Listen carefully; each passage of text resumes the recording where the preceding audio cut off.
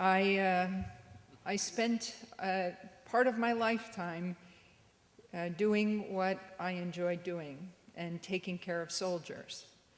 And I can tell you that I saw things in Iraq I never would have believed, and still have trouble believing, witnessing some of the failures of leaders I trusted and thought I could respect, who became far more interested in their political ambitions than they were in their military leadership responsibilities. When Major General Miller was sent to Iraq in September of 2003, he stayed for 12 days and everything changed. He did not work with me or my military police personnel.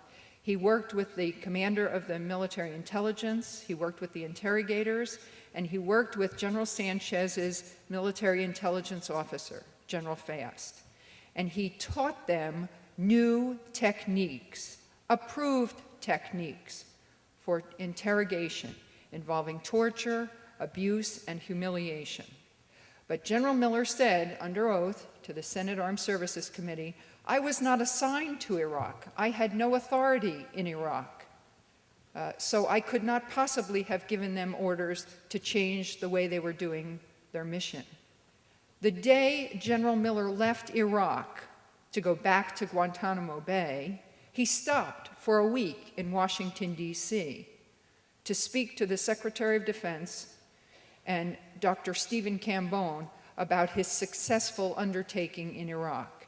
And then he proceeded back to Guantanamo Bay. And he was informed on a daily basis of the reason that this was simply, as Scott said, 7 bad apples out of control on the night shift, and a female who was trying to be a commander.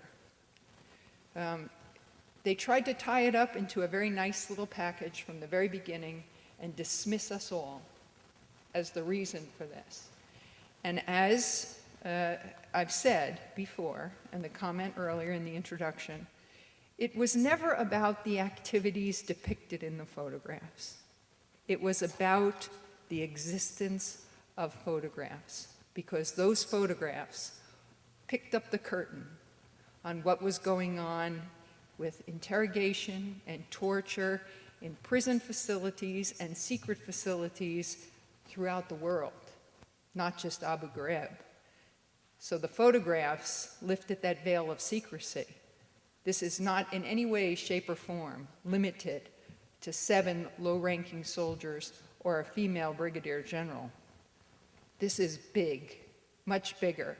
It involves the people at the very top of our nation's government, and they have managed to avoid and escape any blame or responsibility whatsoever. And if we allow this to happen, this becomes a tragedy of unforeseen proportions. Thank you very much.